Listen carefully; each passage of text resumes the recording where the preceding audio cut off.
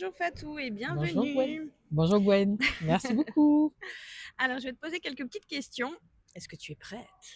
Je sais, j'essaierai d'être prête. Alors Fatou, si tu devais expliquer ton métier à un enfant de 8 ans, tu lui dirais quoi? Alors, mon métier à un enfant de 8 ans. Bah, disons, je l'explique à mon fils, quoi. Alors, je conçois des applications qui permettent aux chefs d'entreprise, aux dirigeants d'entreprise de mieux gérer leur activité.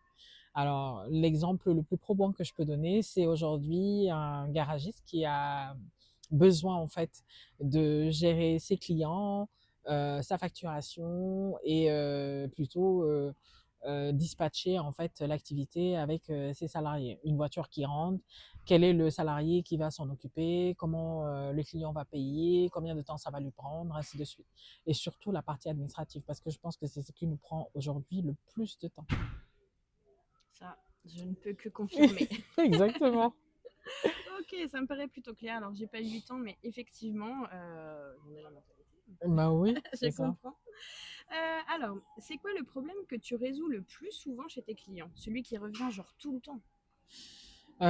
Les tâches qui font perdre le plus de temps, les tâches qui prennent vraiment plus de temps. Aujourd'hui, en fait, il y a beaucoup de personnes, en fait, beaucoup de dirigeants d'entreprise qui perdent du temps sur la gestion des mails, sur la prospection, Ah, n'en ça, parle par pas. exemple. Quelle horreur. Moi, si je ne prends que pour ma part, en fait, je perds beaucoup de temps sur la communication, je perds beaucoup de temps sur effectivement la prospection, et c'est quelque chose qui peut être automatisé. Et quand tu perds du temps comme ça, c'est de l'argent que tu perds aussi. Oh là là, Donc, ouais. quelque part, quand tu rends du temps à l'entreprise, tu lui permets en fait de gagner un peu plus d'argent, de se concentrer sur le cœur de métier. Hum.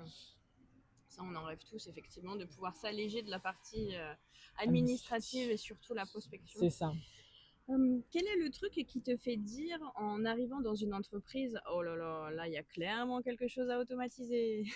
C'est souvent quand le dirigeant te dit en fait, ah non, il n'y a pas de gros problème, c'est juste j'aimerais avoir une idée de ce que je peux faire.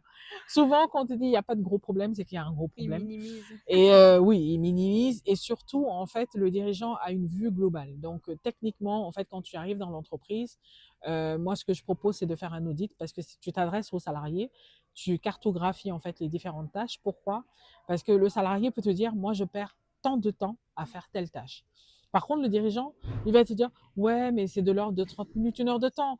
Mais c'est normal, en fait. C'est pas qu'il n'a pas envie de voir la réalité, c'est juste que lui, dans son estimation, dans sa réalité en tant que dirigeant, en fait, il se dit, c'est 1 heure, Hmm. 30 minutes. Alors que le salarié, lui-même, il perd 2 heures de temps. Mais tu t'imagines, 2 heures de temps par jour, ça te fait 10 heures dans la Hmm. semaine.